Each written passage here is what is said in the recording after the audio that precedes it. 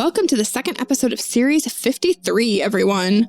This episode, we get to take our deep dive into Nova character and world creation, as we are joined again by Spencer Campbell to discuss this twice Emmy-nominated RPG. Perhaps by the time this comes out, we will know if it's a winner or not. Yeah, absolutely. Well, it's a winner in my heart because I love this game.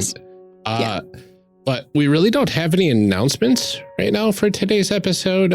Just check back with us in the call to action to hear about our latest Patreon updates, including some shout outs and even a new review. Ooh. Yeah. Enjoy the show, everybody.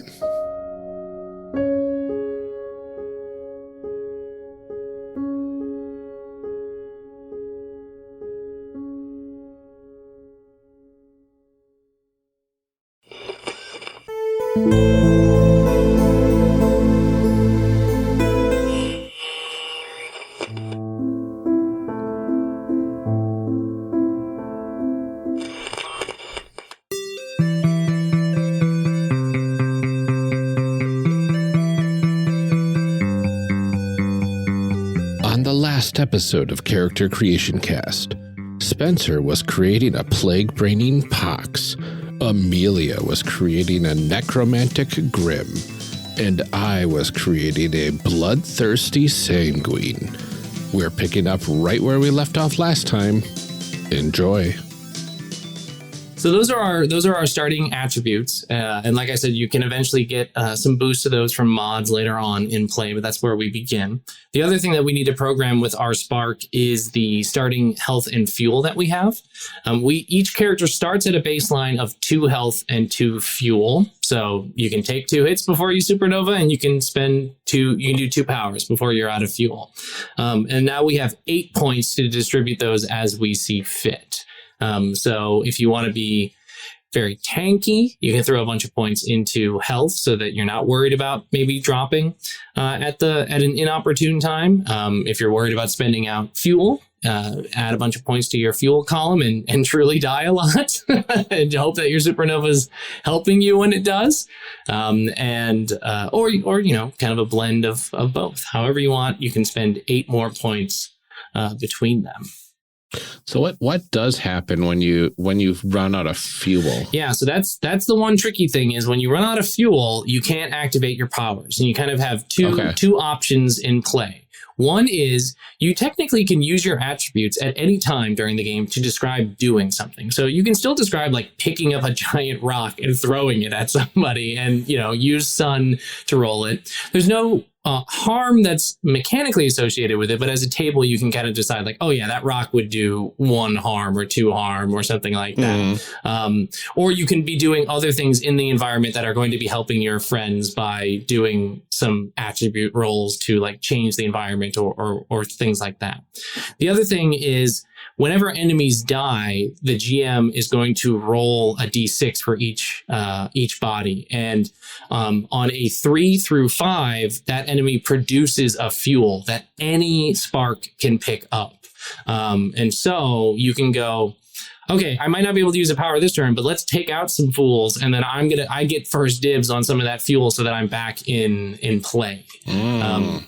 So part of that drops is the group thinking like, who needs to distribute health right now? And health only drops on 6s. So you don't get health back a lot. And so thinking, well, thankfully we have a vampire healer that will help us with it. But you're thinking if I do run out of fuel, I'm waiting for an enemy to die by one of my friend's hands so that I can steal their precious fuel that falls out of their body. Or you're trying to contribute through the attribute rolls and things like that. Okay. I put 3 more in health and then 5 into fuel. So 7, 5, and 7, right? That's what I did too. What? I went to 5 health and 7? Yeah, yep. 7 fuel. So this should equal 12. 12, exactly. We did it right. Yeah. There you go. I put 6 into health and 2 into fuel because Pox's supernova benefits from having a lot of people infected, and so I don't want to drop right away. I want my plague to spread before I drop. So my goal is unlike many Sparks, I don't want a supernova all the time. I want to wait until I've truly spread out my influence. I'm going to buff my character up a little bit. So I went 6 more into health and 2 more into fuel. Nice. How much health does a typical enemy have then? Yeah, typically an enemy is going to die in 1 or 2 powers. They oftentimes will have maybe 2 or 3 harm is pretty typical seen on enemies. So 1 good strong power or a back-to-back sort of effect will knock out most foes. And then the GM will try to throw in some beefier ones that will slow you down. But I've always been of the mindset that an interesting combat isn't made interesting by adding more hit points to the enemies. It's by adding either just more enemies or enemies that do weird and funky things that maybe and the GM is fully within their power to just be like, this one has adapted to your strain and is not taking the dot effect on your pox strain. So now I'm like, ooh, okay. I need my good buddy, Grim to stab this thing to death with it or something like that, because my strain isn't working here. And so I keep health levels low on enemies so that you can really wipe them out to get those resource drops, but also gives the GM like more opportunities for them to play with interesting variations in the enemies instead. Mm-hmm. So we've got our sparks all programmed up. We've got our spark, we've got the attributes and the health and fuel going on. Now we enter that space of the builds. Like I said, we're level 20. So now we're starting to customize how we want to act on the field. The flare is just the word that we use as a catch-all for your complete suite of mods that you have access to. And so we're going to choose 2 mods that we're going to bring with us as starting characters. And just sort of to explain the mods again, the persistent mods up top are generally like just ongoing bonuses. So these can be things like increasing any of your attributes, or maybe your health or fuel. You also have persistent mods that are designed specifically to change the way your passive works. So that's typically how they are designed. There's some variations in that, but so your persistent mods are very much in that realm of passively changing the way that your character works, either just by making them stronger or by slightly tweaking some things like your passive or something like that. The power mods are plugged directly into powers. So you assign them to a specific power. So for example, if a power mod like Finder gives you +1 range, I take that +1 range and put it on a specific power that I want to increase the range of. So if my power hits everybody at near, now I can do near and far with that particular power. But also in the power mods, there are 4 of them that each one is very specifically designed for your 4 powers. So each power has its own key cool power that changes the way or really amplifies that power. So cool. You're thinking like, do I really want to dive deep into what these powers are designed to do by amplifying them, or do I want to craft them and modify them in a way that is my own doing through the range changes and the harm changes and things like that? So this, I said that choosing a spark is the hardest part, but I think this is if not the hardest, this is the second hardest part, because there's a lot of mods to choose from, and thinking about which ones you want to do it can be tricky. I highly recommend players, you take some mods out for a test run and then, change it up. I'm not there to say your mods are set in stone for life sort of thing. If you come back from a mission and you go, actually, that mod didn't do what I wanted, I say switch them up and find the mod that helps you with what you want to try to accomplish. So now we have the very difficult task of trying to pick 2 mods that we want to bring with us out onto the field. Is it 2 mods total between persistent and power? Yes, it is 2 total. So that makes it even harder right now. I was like, well, I got 2 persistent mods in mind. Now to find 2 power mods. No. So it becomes settle down. You gotta go on some missions, Sanguine, and then you can really get into the weird blood binding or bending. Oh, these are so good. Because I was thinking of, I've got 2 persistent mods in here that look really interesting. Reborn and Mobile Grave combined would be amazing. Like Reborn makes it so when you supernova, your siphon hits all close enemies.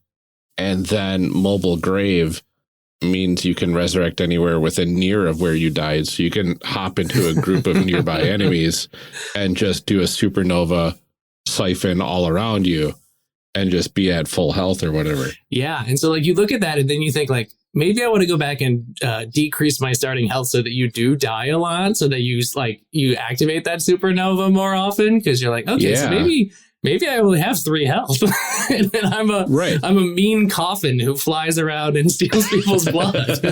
Exactly. I mean, that sounds like an amazing group. Yeah. Like killing machine there. Can you go above your starting health when you gain more health in there? I would say no, but I mean, I suppose you could change it at the table if you wanted, but no, the intent is that your starting health is your cap right now, and that you have to get more mods that would change that with time. Okay. Oh yeah. So like +1 health for hardy and so on and so forth. Yeah, and that makes sense. Yeah, so you can change your health and fuel with time a little bit through mods, and then maybe eventually as a group you go, okay, we want to go specifically out on a mission that finds more hardy mods because we've used them and we want more health, and then you as the GM can think like, okay, what does that look like to go on a mission to find a mod that's maybe not listed here in the system? Yeah. Oh, that's so good. I think with that I'm gonna go down to 4 max health and push my fuel up a little bit, because that sounds amazing to just supernova all over the place. That sounds pretty great.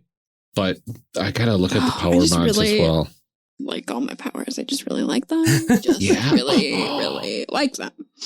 I could do +1 range and on my siphon and hit all close in here. Ryan, I love this about you, that you're like, oh, +1 range. Like, I'm going to take the things that are like, like flavorful, like not a +1, right? Uh-huh. And Ryan's like, oh, range. Yeah. But if I love that about you.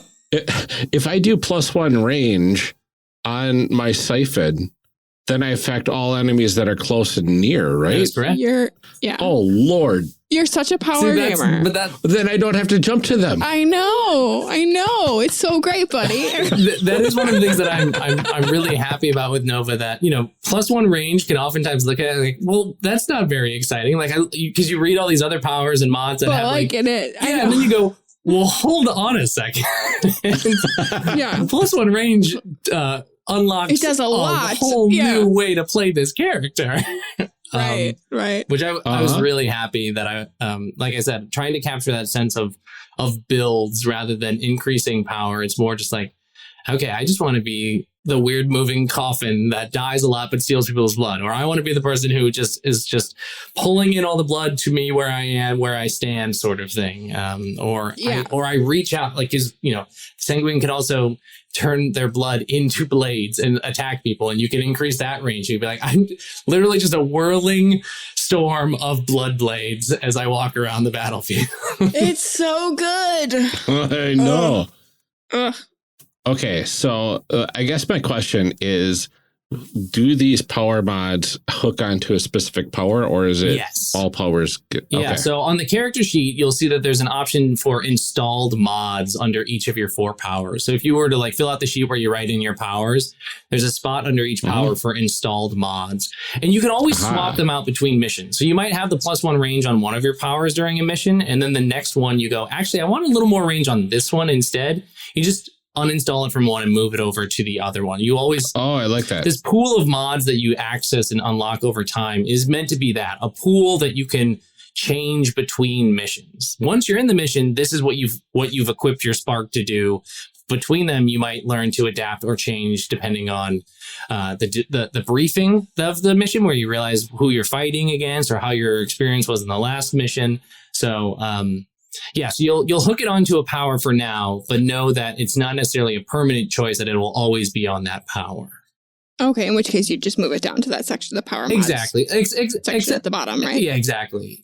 That's like your little suitcase.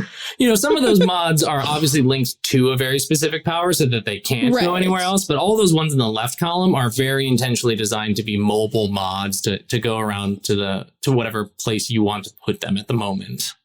Awesome. Okay. So I see.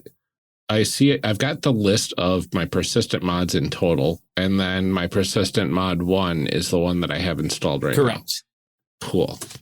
So I am installing Reborn because I want to be a nightmare if I die. And then +1 range to my siphon. Very good. So that way I have all enemies near and close to me will just get they will fuel me, basically. Their hate fuels you, Ryan. And their blood. Also. And their blood. Mostly their blood, but maybe a little their hate. Mostly their blood. I agree. That is so I'm good. so proud of you right now. I just want to be a nightmare on the battlefield. I love that. I love that for you. And like I can see my advancement options like around this sort of build, like the mobile grave adding on there even more to just destroy. It's gonna be everything. really hard to pick like where I go next. Like it's like, do I want to do I want to take one thing and be like really good at that thing, or do I want to like slowly build out and then up? And then there's this refreshing power mod. If you kill with Siphon, you may immediately activate another power, but you still have to pay a fuel for that. Yikes. So like, that's good too. Ryan, you can't have all of them. And you want to know the worst part, Ryan? You're never going to get all of them because we're not going to play this game. Oh, no. Oh, no. I can dream. All right, I'll save that for the fanfic. True evil. It's fine. It's fine. I'll have daydreams of my sanguine mech just tearing up the battlefield.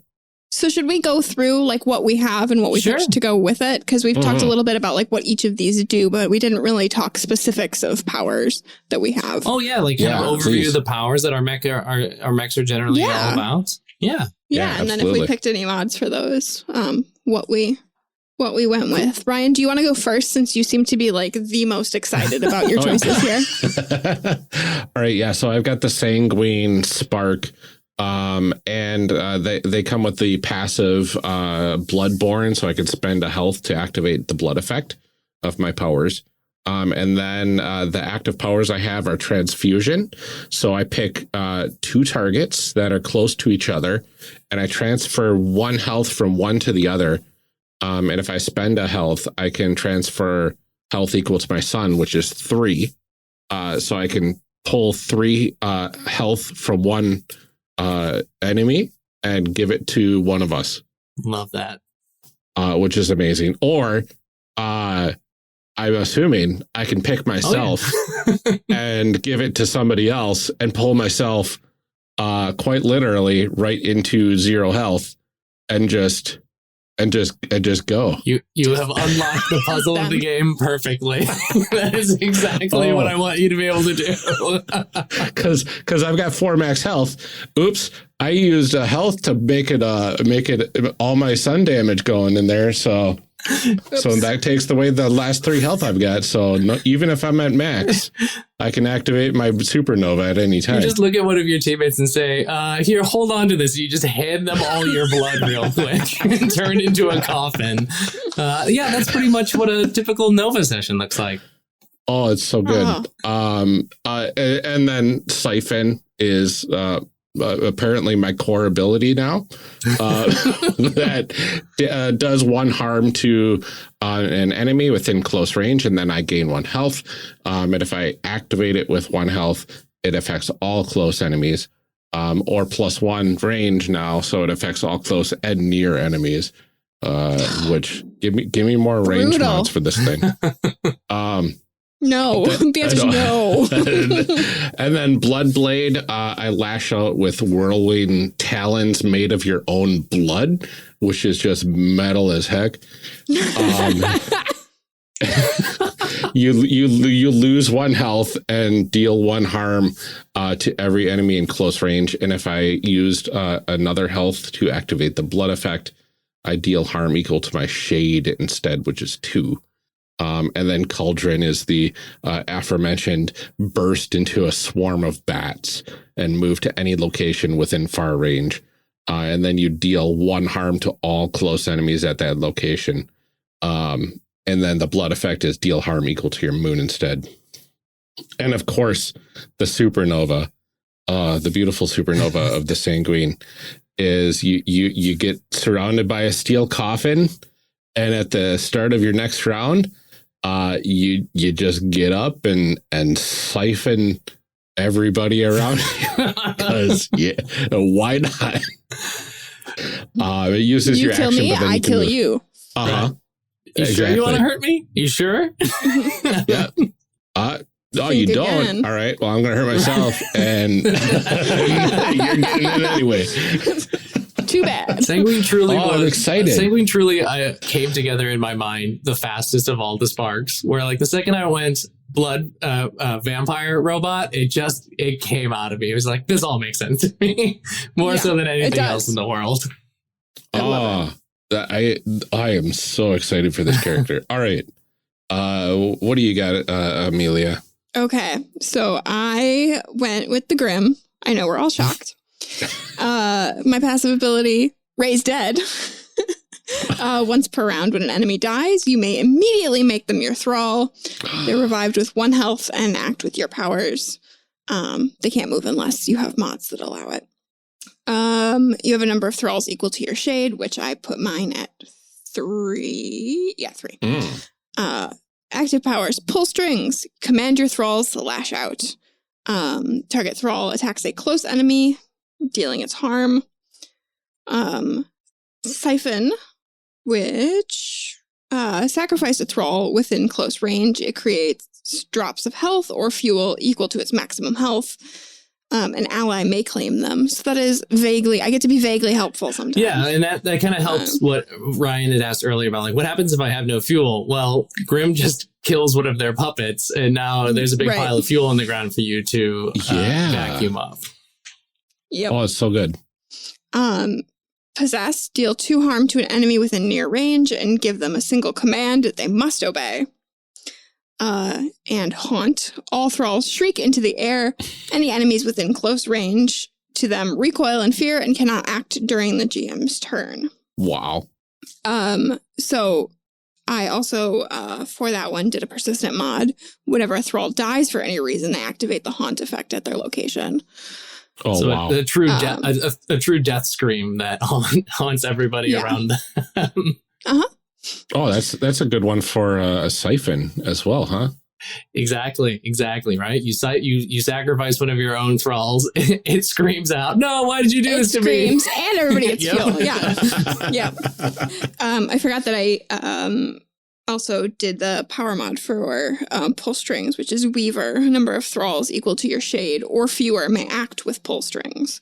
So I get 3 of them. Nice. That can a true puppet master. Do stuff. Yeah. And then my supernova death curse.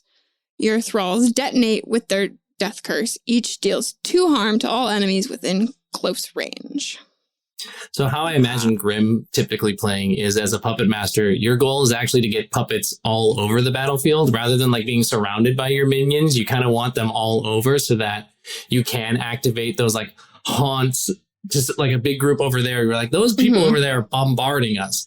Well, thankfully I have a thrall because they can't move. Right. So like basically it's like as long as you have them kind of like nearby or close, not near, close to other people or to all your other enemies, they can cause lots of problems. Yeah. So that's the fun that you get to play is like just have one behind everybody. Yeah. All right. You kind of want to like choose where you want your little like ticking bombs essentially to be placed around your zombie bombs that will shriek out in fear and pain when they die. You got a whole little army of spooky dudes.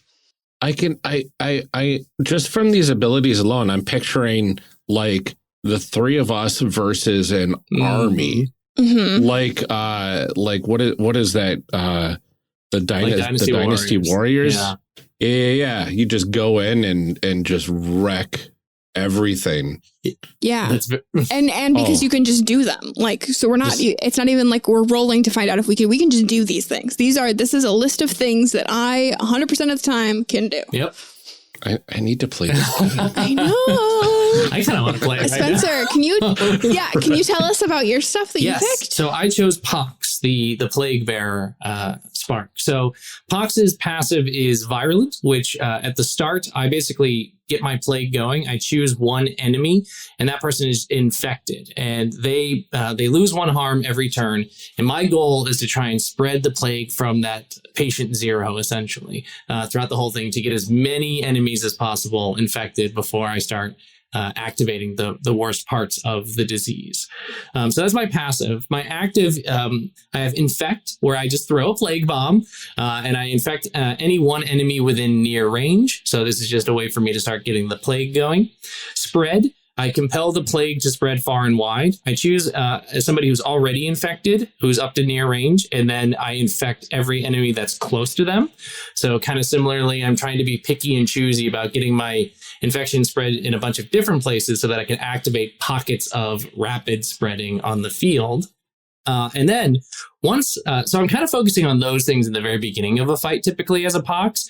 Once I've got my stuff spreading, I'm starting to think more about these other actives. So Symptomatic is I decide the fate of the infected. I choose one effect for all infected enemies this round. And it can be -1 harm dealt. So I kind of weaken them. +1 harm taken. So I make them vulnerable to harm. Or I just lock them up and they can't move. So again, I'm hoping to activate Symptomatic after I've got like 5, 6 slowly withering people out there. And I just say, and you all can't move now. And now they're stuck in place for us to just do whatever we want after that. And my last active power is Fight or Flight. Disease can cause unpredictable behavior. Every infected enemy either immediately deals their harm to the closest enemy or runs away from you for 1 round, the GM's choice. So now you've just got chaos that happens. The enemies either turn against each other or they start fleeing from me. And as the GM, you can kind of have some fun with it where some people are fleeing, some people are fighting, but truly just pandemonium breaks out as I spread things around. I specifically chose 2 persistent mods that kind of kick off that virulent strain. So I chose Plague Bringer. So instead of infecting 1 person at the start of the combat, I want to start with 3 people getting infected. So I really want to start spreading things around really quickly. And then I also chose Vector, which is once per round, I infect an enemy within close range. So I kind of just walk around and anybody who's near me, I just go, and you also have it, and you also have it. So I chose persistent mods that would really lean into that ability for me to spread as fast as possible so that we can capitalize on those other active powers that will either lock them up or let us really ruin their day or whatever it is that we need to do. So that's my character. That's Pox. So good. Oh, this is dangerous. Like extremely dangerous. I mean, between you, like just like slowly killing people, and then I can bring them all back. And then me just like, hey. And then you're like, we can get health from them.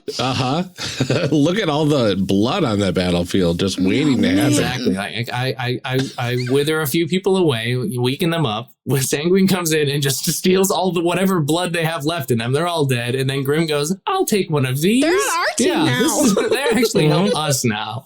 And then we just do that again and again until we win. Amazing. Oh, that's so good. So that's the very the bulk of character creation. The last part is to think about your pilot, the person who's inside this, because I've been using the word robot a lot, but really it's more like an exosuit. Like think about it as like a mech. There's a pilot inside who you are when you're back in the city. So I usually think about like what your call sign is. So what do people call you out there? What does your pilot look like back in the city? And also write your name and pronouns on your sheet as sort of a final note. And that takes us through character creation. So we can do that. There's another thing that I typically do, but I figure we should talk about our pilots first. Yeah. Oh, what's a good call sign? I picked impropriety. Ooh. I was just like random nouns. Impropriety. What a good noun. I have an idea of brewing. I just need to check something real quick. anybody who's ever played a role-playing game with me where I get to be a player, which is not very often. I'm the forever GM, but when I do get to play, my character name in every game is Rasp. And I think Rasp feels very appropriate for... That actually feels really correct for this. Yeah. So I will stay as Rasp as my character's name for this character creation process. Mm-hmm. A good person name though. People names. Yeah, people names are harder, right? Like Rasp is fun. You listen to our show, I don't do well with this. This is the. I keep changing what is the hardest part of character creation. This is not the hardest part. It's coming up with a human name. I think I'm Isaac. I think I like Isaac as a name for a weird plague scientist. Mm-mm. It's tricky. I also always think too hard about it. It doesn't need to be. Okay, honestly, I just want to name my character Hades. Very good. Oh. What are you thinking, Ryan?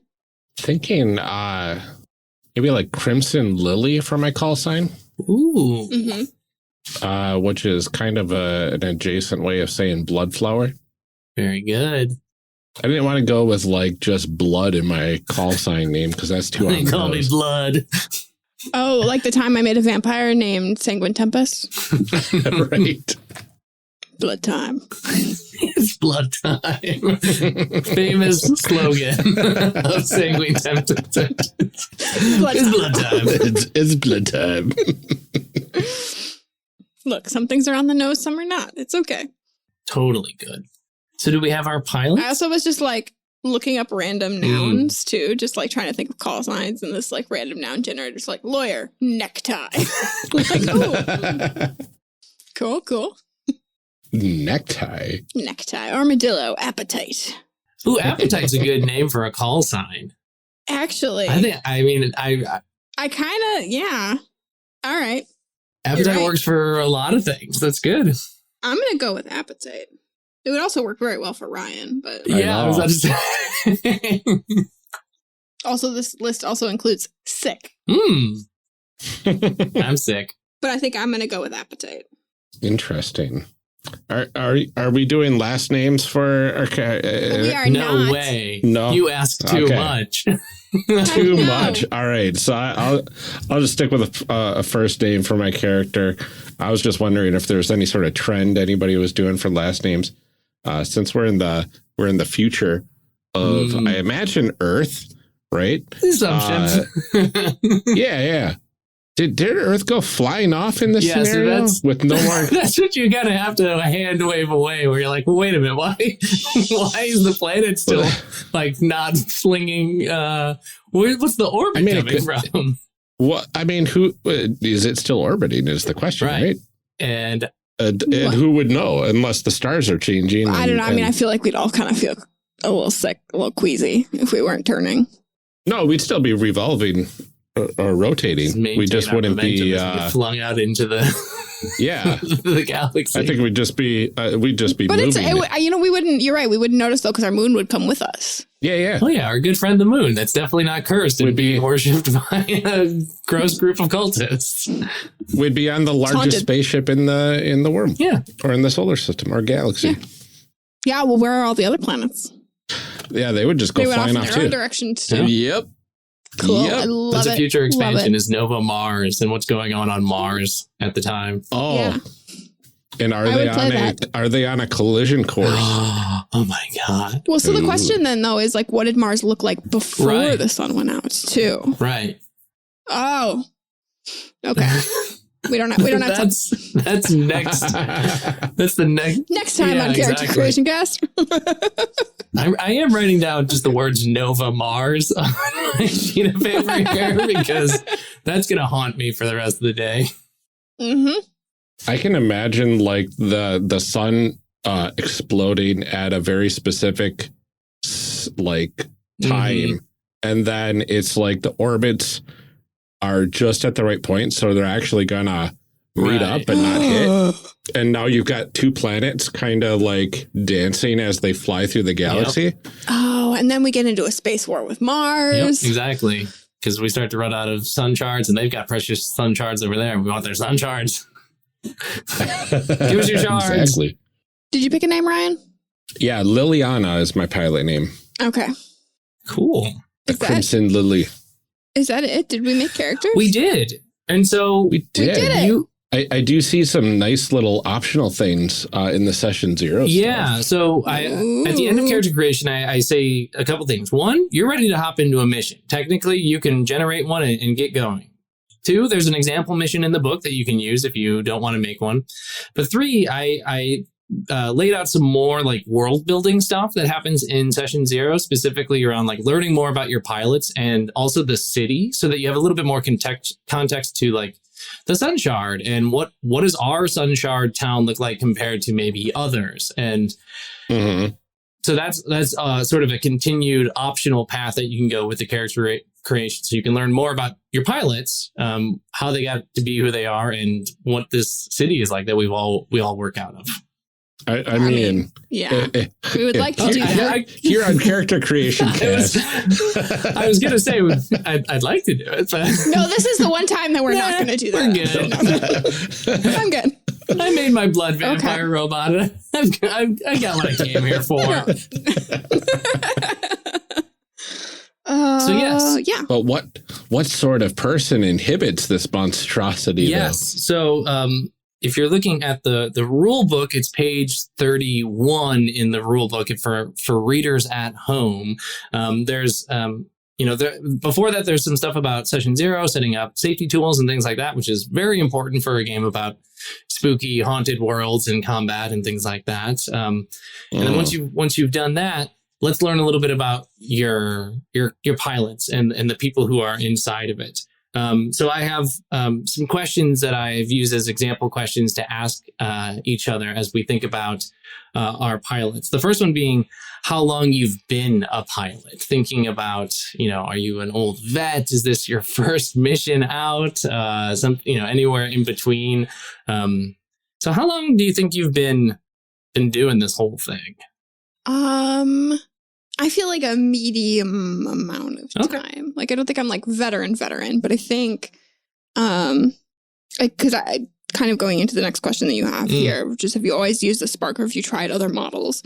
I think you have to work your way up to something like this. Like, you can't start out controlling other creatures and stuff. I think that's like a higher level rather than just like learning to control your own spark first.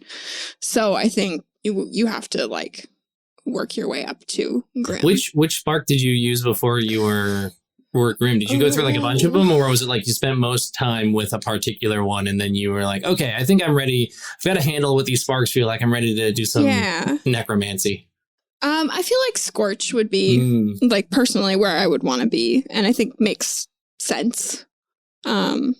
Yeah, because Scorch has those like weird tentacles with the sun shards on them, and then you kind of, as Grim, have tentacle swords that you stab into people. Right. So right, and it has some of the same like sort of like magic-y kind of feel to it too. So I think that would be where I started. And then if you're good enough at that, you can kind of choose something else from there. Cool. What drew you then to Grim? So, you have to, like you said, you have to advance to that point. So what was the thing that made you want to go like, okay, I've done my time with Scorch, but I've had my eye on that. Yeah, I want to be Grim. I feel like maybe I have like a mind for tactics, because I definitely put more points into Shade too. So I think I just have like a better mind for tactics, and this like requires a little bit more thought that way and a little bit more like mindfulness of the battlefield. Cool. Which just sort of appeals to me personally. And what's the thing that makes your Grim Spark unique? And this is actually a question that I oftentimes expand when I sit down with people is, there's sort of the assumption that there are multiple Grims and there's multiple Poxes and things like that. But we could also work with the assumption that there's just one. You are Grim. And so you can kind of, this question is designed under the assumption that there are multiple Grims, and it's how did you set yours apart from all of the others so that when people go by, they go like, I know that Grim compared to another one. Yeah. I have to think about that a little bit. Cool. We'll come back to it. Sweet. So, Ryan, how long has your character been a pilot? I want to say my character is kind of a veteran piloting this, but like just barely, like 6 years of active use of the sparks. How much of those 6 years have been with the Sanguine, or did you build up to it, or were you always in on that bloodbot? I think like it was like I think like Amelia said, you have to start off with something more basic to kind of get used to things and whatnot before you jump into the more advanced stuff. But I think my first one was probably like a Voyager, right? And I think like I advanced to the Sanguine like faster than anyone else had previously. Like for whatever reason, like it was like less than a year. I dropped the Voyager and I was able to go into the Sanguine because some sort of circumstance kind of pushed me into that direction. I almost want to say like maybe we were attacked or something and I hopped into the nearest one near me. And it was a Sanguine. And like it was that, or did something happen like during a mission to the previous Sanguine and you had to I was also thinking like, you know, maybe I was on a mission with a Sanguine and something happened and they had to get out of their spark and for whatever reason now. And now they're gone. And yeah, because they got out of the core. I really do not recommend doing that out there. No. It's like the first thing they teach you is like, do not get out. The spark. Yeah. I like that. I think I like that better. Like we're out there on the battlefield together and like they had to get out of their spark for some reason, like hyper specific reason. And I was scouting the area for threats.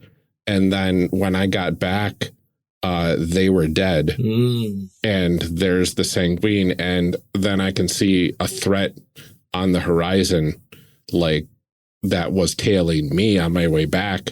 And I'm like, I can't handle this threat in a Voyager alone. I'm going to hop out, get in that Sanguine and get out of here. Super cool. Were you supposed to do that or definitely not supposed to do that? I don't think you're supposed to. But I'm just wondering, like, were you authorized to use that one? I don't think so. Not at that point. But like, I think I handled myself. I think I handled myself like so well with it that I but it was like action movie ending. They're like, we could punish you, but we're not gonna. Yeah. Congratulations. Here's a promotion. You saved a lot more lives than you risked piloting this advanced spark. So we'll give you a promotion. That'll teach you not to do it again. Right. Well, then I also imagine like if we sort of work on the assumption that cities oftentimes have multiple Voyagers because it's important to have lots of scouts that patrol, but like they might only have like one or two of some of these more advanced ones, like that the Sanguine spark is deemed more valuable or precious. And so losing it in the field is costly to the city by comparison. And so sacrificing a Voyager suit for a Sanguine suit is like a trade that allowable. Like that the fact that you did that makes it so that the city is not as mad at you about it, where they're like, okay, at least you brought back Sanguine. Right. You're not supposed to do this. We got the good stuff. Right. Yeah. Cool. Absolutely. And I think like the call sign of the previous one was Crimson, something else. So I just took the Crimson moniker from that in Memorum and applied that to my name. Cool. And got my new call sign for that way. Love it. So we kind of understand then like what drew you to the spark because it was the moment. It was necessary. So now you've been in the Sanguine suit for a few years now. How have you sort of made it your own? Because like you said, you've sort of done the honoring of the moniker and things like that, but you still want to make the spark your own. So what have you done? Yeah. A like real deep black and red iridescent cape. Ooh, no capes. No, this one's got to keep. Okay. What kind of vampire wouldn't have? That's true. Good point. But it flows in the wind like, and it has like almost that. It almost looks like blood is flowing on it as it whips in the wind. So spooky. That's cool. Yeah, that's very good. I love that. Cool. Have you thought about what your what separates your Grimm from other Grimms?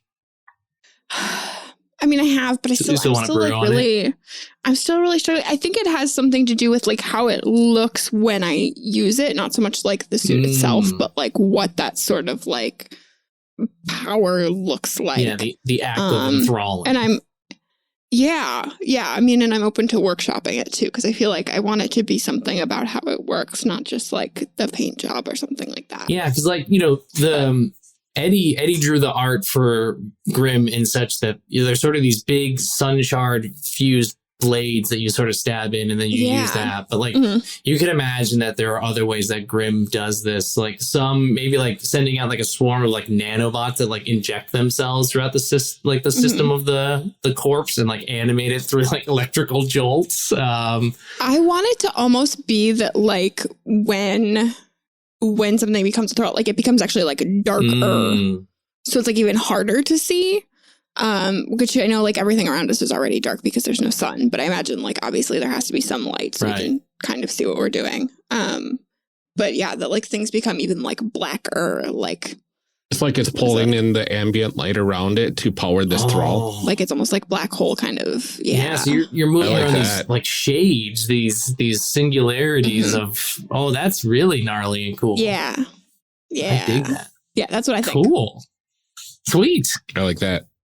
All right, who's Spencer's? How long has Spencer's pilot? How long have you been around? Not very long at all. In fact, Isaac is not supposed to be doing this. Nice. You know, there's a little bit of overlap with our sanguine spark here. So Isaac works in one of the labs at the city and has been working on plague technology, because I don't know, I guess that's what we do here in the city. And I think I have like a lab partner who is like, they do the field research. So they are the POCs of the team and I am the in the lab researcher. And so I think my partner came back from a mission and like, they didn't die right away, but they came back and like there was something wrong with them and they died, but like I think it came through like from an infection. And so I've tried to keep this like sealed away from the rest of the city and like under wraps while I'm trying to figure it out. But also the city expects POCs to go out for missions. And so I'm going out there as Rasp, but I'm not Rasp. I'm just Isaac, the scientist, who is like similarly like piloting a spark that I'm not supposed to. And I think it's, you know, instead of going through that training of, I did my time as a pyre and now I feel ready to be a POX. Like I think I'm really new to this and I'm really struggling out there to like try and pass as my partner essentially during this process. So I think I'm pretty new, and what drew me to being the spark is necessity to try and somebody has to do it. And I'm still trying to figure out what went wrong with this person who's come back. Is there a concern that it is the shard, that there's some kind of like leak or I think, you know, something like that it is like you could get this virus too? I think so. I think it's that I don't want our shard to get infected. I think it's more so like it's like an over caution towards protecting the shard at all costs. And so like to me, sealing away my partner and not revealing their death to the city and just pretending to be them out in the field is a greater cause than possibly causing this whatever they have brought back from the field. I think for sure that they came back from a mission against the lunar cult. So I think this is definitely like weird cult influence, like, and those moon people do not like our sun shard. And so like I think I'm especially hesitant to try and tell people about this because once there's cult corruption in a city, like we've probably heard rumors of cities falling apart because of the cult, like finding a hole and getting their way in. And so I'm trying to. And if a city is like powered by a shard, there's like obviously like a limited radius too. So like any kind of like mass hysteria is going to be We're trapped.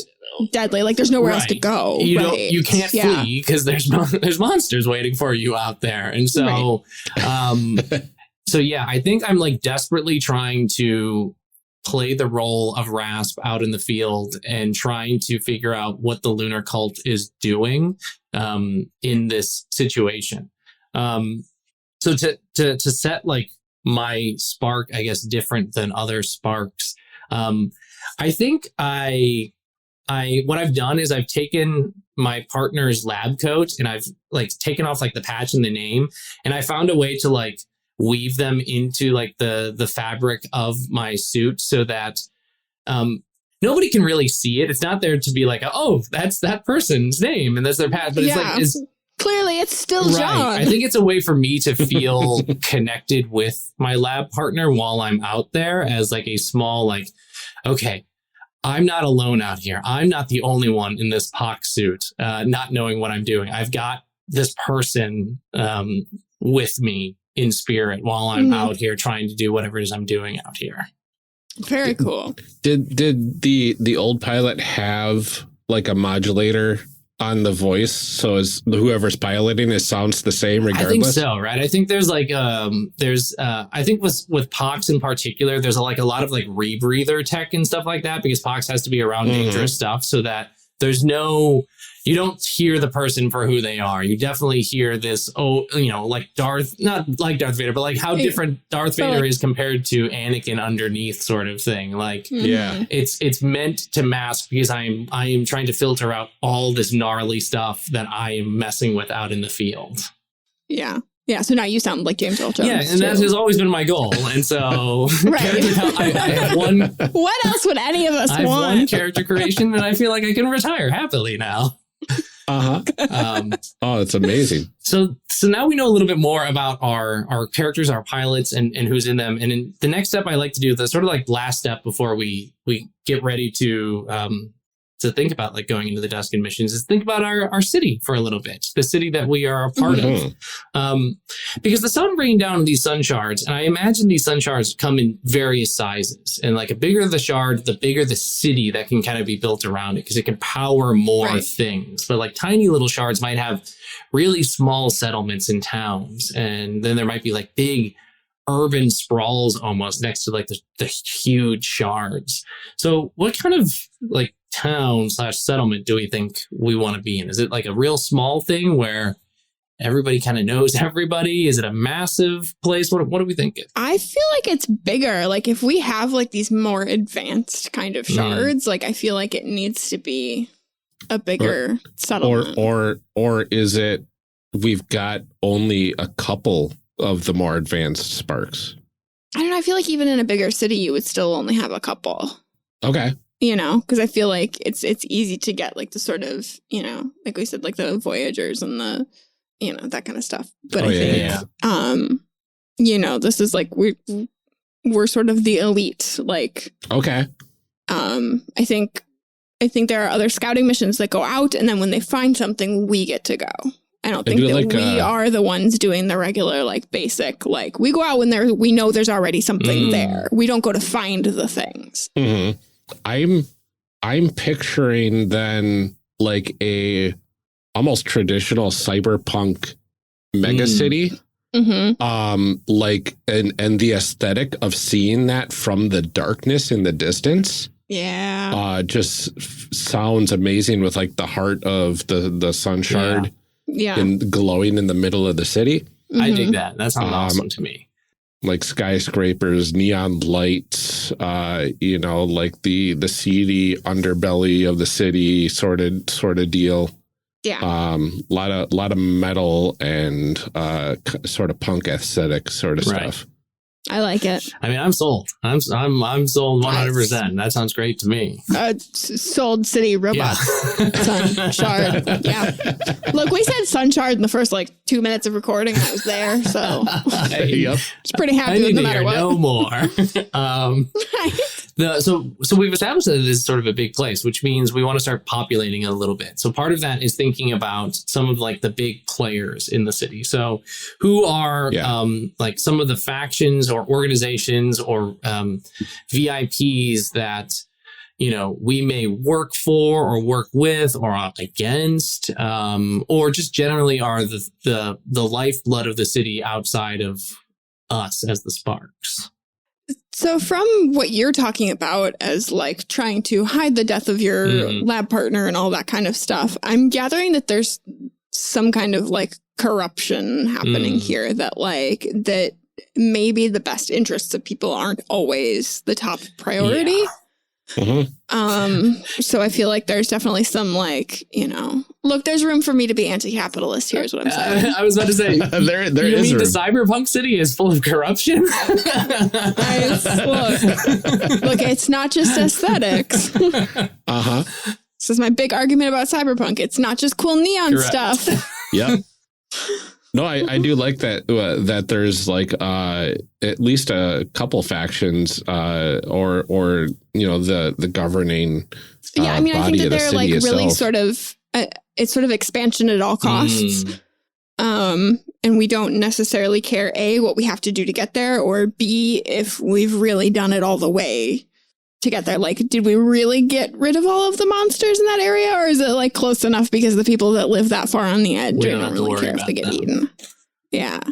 The important people live closer to the center, and then the people out on the edges, if they get eaten, sometimes it happens, you know?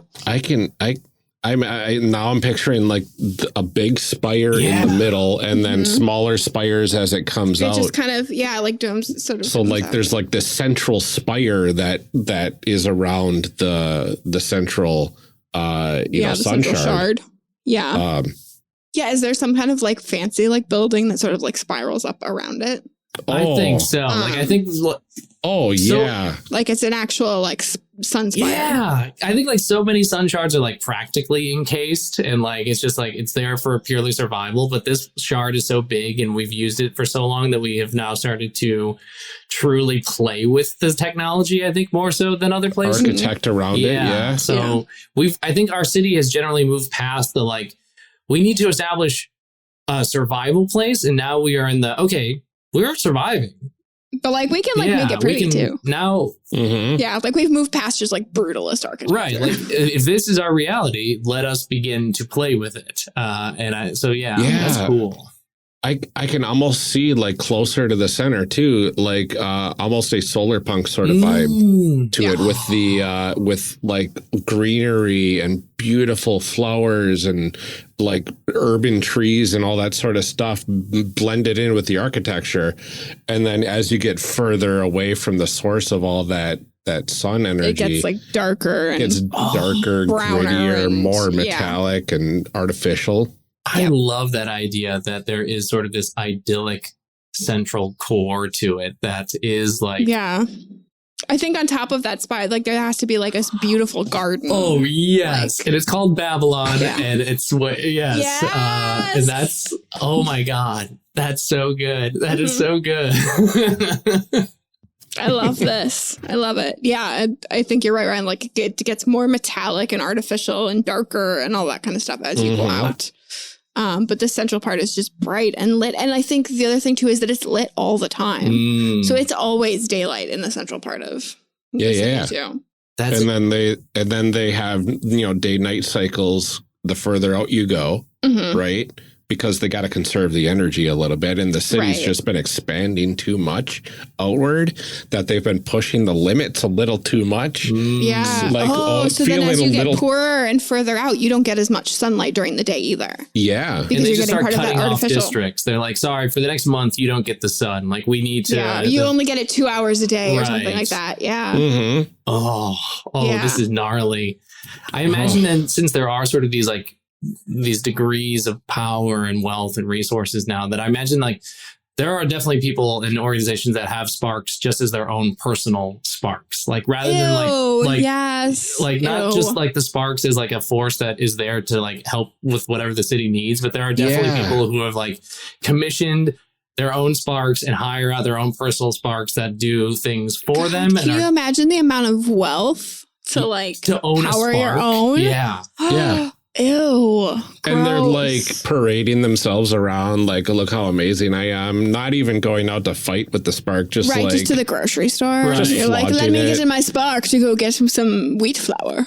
Oh, this is setting its. Oh, this. Oh, We almost I don't even hate need it, to but I leave love it, the but I hate city. it. Like, No. you could do so much in the city itself just for our missions, for what we're doing. Like, yeah, there's monsters outside, but it sounds like there's a lot of monsters Just inside. like, right, yeah, they're all.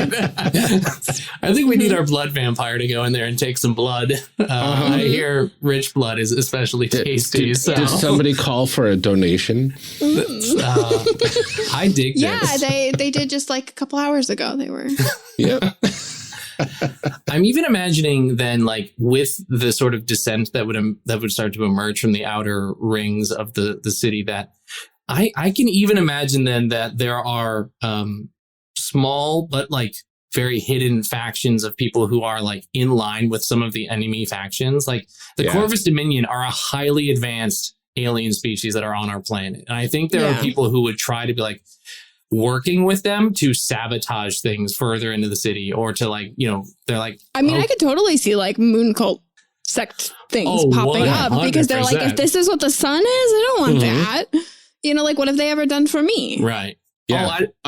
Go ahead.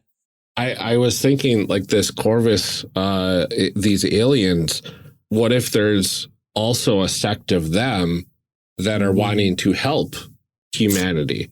So like now you've got sects within the city that are on the good alien side, and sects So we've that got are good bad aliens and bad good aliens. Yeah. Exactly. Oh, that's cool. That's cool. So like one's trying to destroy the city from within and like help that resistance be like really antagonistic, and one's trying to better the city by taking the government down in a way where the people will have more power and like not cause just chaos and destruction. Yeah. That's so good. That's so good. I'm now even imagining in the inner circles, because one of the other enemy factions are the haze dwellers, which are the beasts of the planet, the you know, the animals that have changed. And those are things that are probably constantly terrorizing the outer rim. But I imagine that like the ultra wealthy have like almost like in a gladiator arena where they like capture these things and bring them in for entertainment. Of course they do. And so like I hate them so much. the people on the God, outside this are is actually disgusting dealing with wealth. this. Yeah, Oh. exactly. I think we just need to keep leaning into that. Oh, yeah. This has like Roman views or Yeah. vibes going with it. It's so good.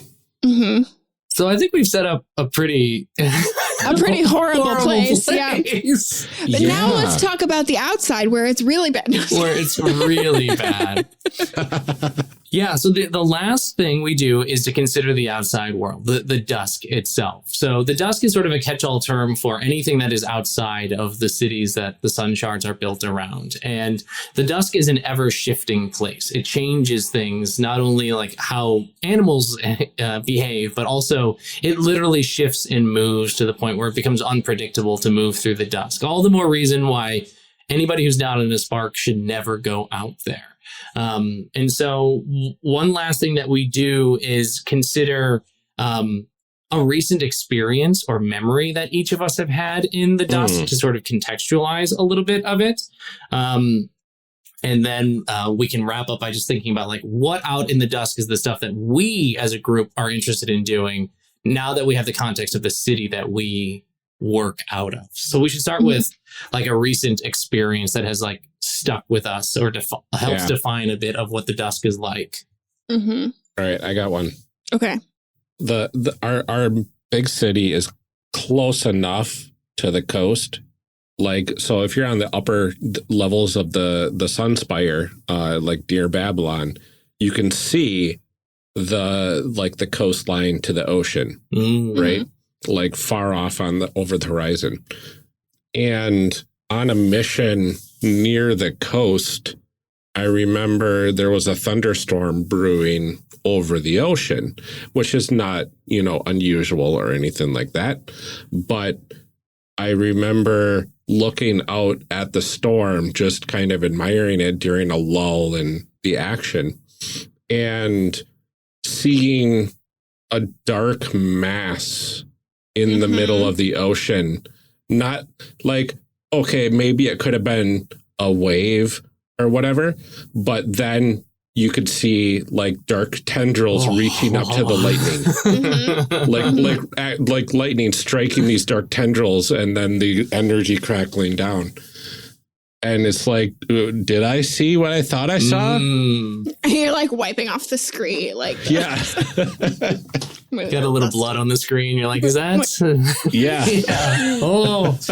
Oh, good. That's very good. So great. The ocean is also very haunted, and that makes it even worse than it already is. Yeah. Which is good, because what I was going to say is that I think the things that are outside, in the dusk are slowly leaning more toward that like bottom of the ocean kind of creatures that are like just really weird. Like the anglerfish. Right. So like those things, like it's like plants that don't photosynthesize, and like animals that don't need sunlight, and like they don't need light to see. And I think that, the things that used to be in the ocean maybe are not so much in the ocean anymore, because it is dark enough everywhere for those things that were down on the bottom to like slowly evolve their way up to, obviously like the pressure level isn't the same, but like so you're starting to get some like real creepy stuff up here. Oh yeah. Excellent. I love it. I think one of my most recent, because I'm relatively new, I haven't been going out very much, and I think I made the mistake on a mission going out by myself, because I was especially nervous about getting caught. So I was like, I'm just going to go solo. I need to do some field tests with stuff. And I went out there, and I think there used to be like another small settlement that was kind of close to ours, like to the point where like ours was eventually going to just absorb it, and we would take their shard and they would be part of the outer ring sort of thing. And I was out there working on some new strains that I had been developing in the lab, and I saw the shard, like I saw a flicker on the horizon where I knew this location was, and then you hear this like horrible screeching, not of an animal, but of metal twisting, and I see the entire place like curl into like a sphere of metal, and like I watched the shard slowly get snuffed out as the city seems to like curl in on itself on the outside. And I know something is going on out there that is apparently powerful enough to start to like it was a real small shard, so it's been drawn to the small shard and it is like curled it up. So don't want that happen. Don't want that happening to our city. Imagine. Well, ours is big enough. So you say that the bigger the city, the bigger the crunch. Delicious. I know. And so, yeah, like the last thing we kind of consider here as we think about the Dusk and we think about the city is like, what are the, sort of the missions that we would typically be thinking about or prioritizing as Sparks here. And I'm so conflicted because it sounds like there's just so many horrible things going on in the city that I almost feel like working in the city would be I don't know. Are we revolutionaries? Like, are we we're here to like help whatever the city needs, and like what the mission, like who tells us our missions, right? And so like, where do we decide like our priorities in all of this? I mean, I feel like we as players, like I think we start by working for the city. I think that's where we start. And then I think, as a campaign might progress, which it won't, obviously, like we would have to, that's the kind of stuff that I, as a player, like to grapple with is like, okay, am I the good guy or no? And so having to kind of grapple with like, okay, are you going to actually do the mission that you were given? Or here's all these other details of things that are going on. What are you doing about them? Yeah. I do like the thought of the organization that we're a part of is almost like a mercenary sort of organization that is neutral. So like people can hire them but we get a lot of contracts from the city itself, right? So like the most stuff that we have to do is like by the bidding of the city. And for the most part, it's like, stuff that seems innocuous or like, this makes sense that we're doing this. But like every now and then we get sent on missions that are like, why are we the ones like doing this? And like, why did they send out both sanguines and both Grims to different areas and leaving none left in the city. Like that seems a little weird. What are they doing in there that they don't want us to be in there? Yeah. I think exactly. That's a fun space too, where we are like we're hired out, which naturally lends itself to where the wealthiest people would hire us to do their gross stuff, and I think they still do try. I also like to think that our organization has sort of like pushed back. Like we don't have to say yes to missions, and so that's that has become the impetus for why there are personal sparks amongst the wealth. They're like, well, if they won't do it, we will make our own sparks to do the things that we want done. Right. And then that makes it like really they have their gnarly. Like butlers pilot the sparks on missions, and then they personally gallivant around in it. Yeah, but then there's the question too of like, if these are the ultra wealthy and we choose not to take the job, what are the consequences of that too for us? Yeah. You know, which I think is also a fun space to play around in. And I know that my character in particular will like enjoy the path of moving towards the sort of more resistance or questioning the thing, because already I'm super nervous about telling people what's like that I'm not a pilot. So I think I wouldn't trust the organization to tell them. But if we start to like splinter off or deviate, like being around fellow deviants, then I would start to go, oh, okay. So I have a secret I need to tell you. Yeah. So and I also think there's a lack of trust there, because like if your partner did die, like what happened there? Why did that happen? Was it because of somebody's irresponsibility? Yeah. And I really like the thought of starting off not having the full picture, but then like uncovering a secret, right? Yeah. So I think like these like random sorts of missions, or quote unquote random sorts of missions, culminating into revolution sounds really fun. Yeah, I'm for it. We did it. We did it. We made some very cool characters and a very cool world for them to play in. That was awesome. I want to play this like so bad. I know. Why did we make this podcast, Ryan? Like, what a stupid idea. What a dumb idea for a podcast. Well, thank you so much for joining us for our character creation for Nova. This was phenomenal. I had so much fun. I had so much fun, and my fun I absorbed by emotion osmosis through your fun. I'm so glad that you had fun. Like it was for me. The listeners can't see it, but I'm grinning from ear to ear like the whole time, watching you both like unravel like what your characters can do, and as we build, getting so excited. It was truly so much I love fun. watching Ryan's face as he's like picking things. He's like, oh no. How do I choose? Do you want to go ahead and remind everybody what kind of stuff you're working on and where they can find you? Absolutely. So my name is Spencer Campbell. You can find me online at Gila RPGs, GILA-RPGs.com. That's my website. It has links to my itch.io store where you can get all my games as PDFs. It has links to my Shopify where you can get printed copies of my stuff, including Nova that we played today. It's also my Twitter handle. That's always a good place to keep most up to date with what I'm up to, is just following me on Twitter. I'm brewing up. I never stop in terms of designing. I'm just constantly brewing.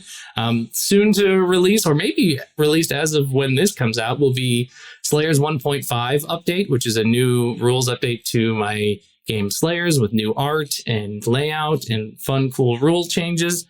And I am launching in August, maybe September, my next Kickstarter, which is for Rune. It is a solo tabletop role-playing game inspired by the Souls-like or Soulsborne genre. So it combines narrative and environmental storytelling with tactical grid combat, all done by yourself. It's been a lot of fun playing it and play testing. So I'm excited to launch that a little bit later.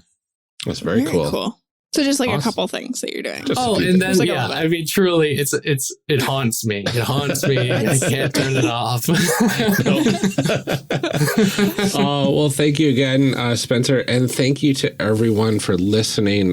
Please join us on our next episode for a discussion block, and I think probably some very nice fanfic.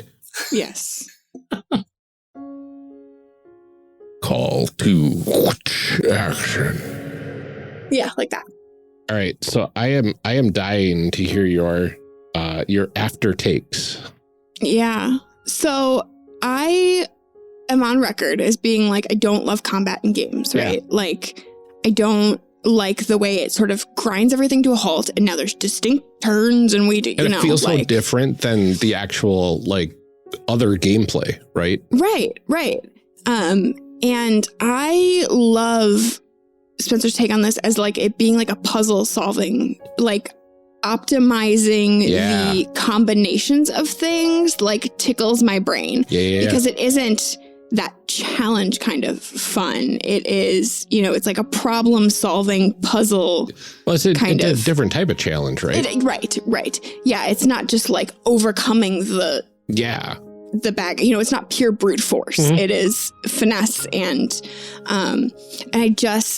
I really like that sort of critical thinking aspect of like, how do I optimize this situation with the people that I have here, the, like mods that I have, all of that kind of stuff. I just thought that was really cool. And because there's no dice rolls, I could see it kind of being really snappy. Yeah, absolutely. And then like later on when you get more mods and now you have all this open to you, you get to have that sort of thought process before you go on a mission even. Right. Which is really cool. And like, having to like pick which things you put on and, Oh no, I have 5 amazing mods and I can only use 4 of them.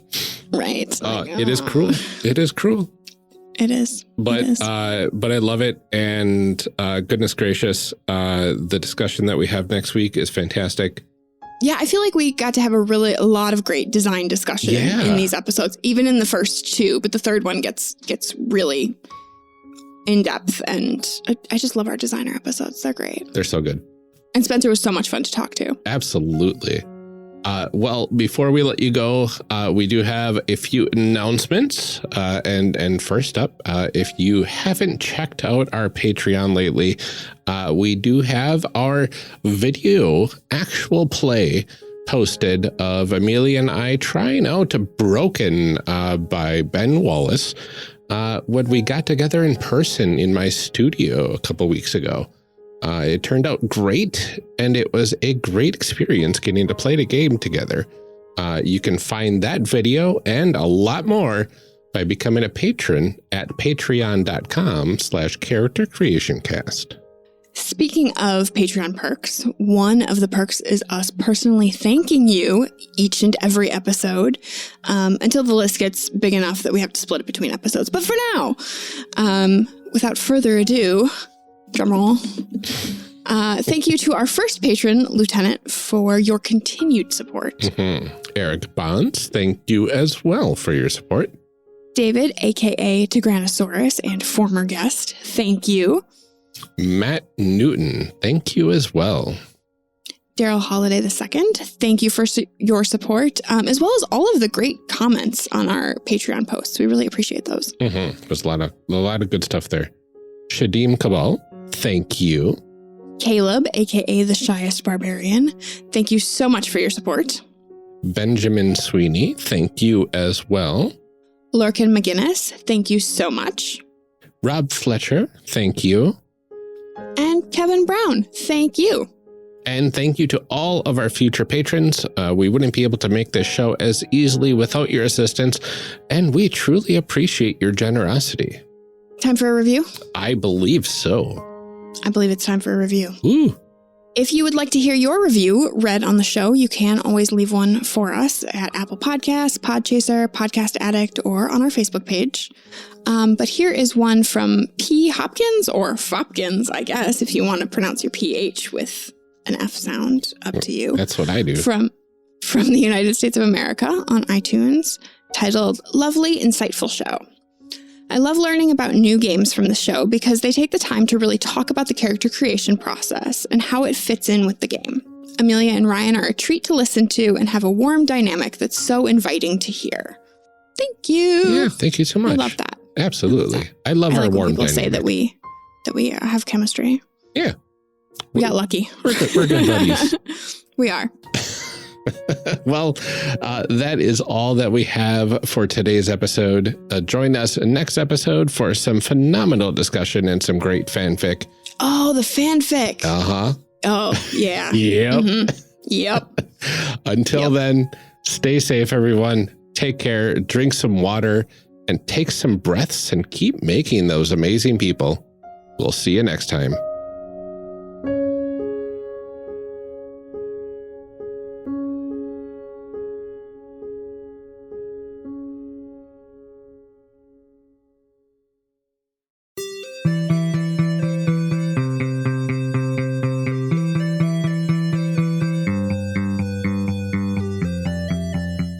Character Creation Cast is a production of the One Shot Podcast Network and can be found online at www.charactercreationcast.com.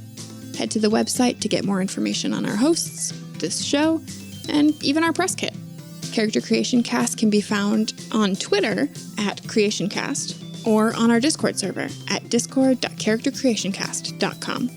I'm one of your hosts, Amelia Antrim, and I can be found on Twitter at Ginger Reckoning or on my other podcast, Garbage of the Five Rings.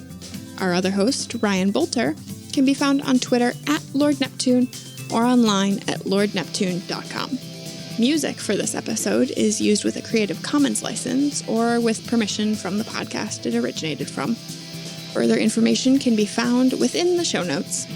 Our main theme music is Hero Remix by Steve Combs and is used with a Creative Commons license.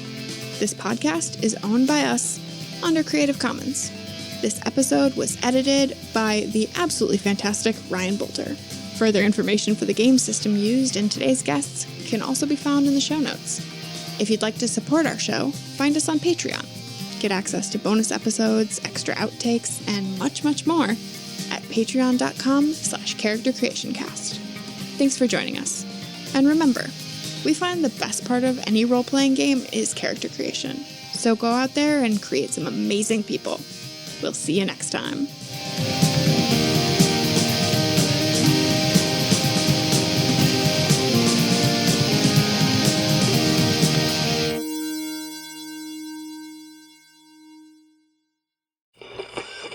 Now we gotta read some show blurbs. Show blurbs. Show blurbs. Show blurbs. Show blurbs.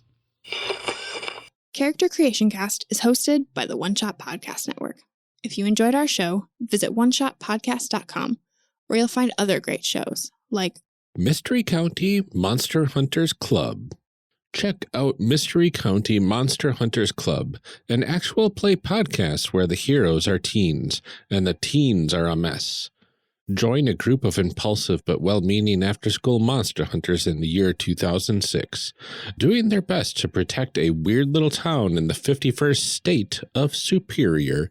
Through the game Monster of the Week, this cast of improvisers confronts cryptids, magic, and the biggest monster of all, feelings. Find Mystery County Monster Hunters Club at mysterycounty.com or your favorite podcast app.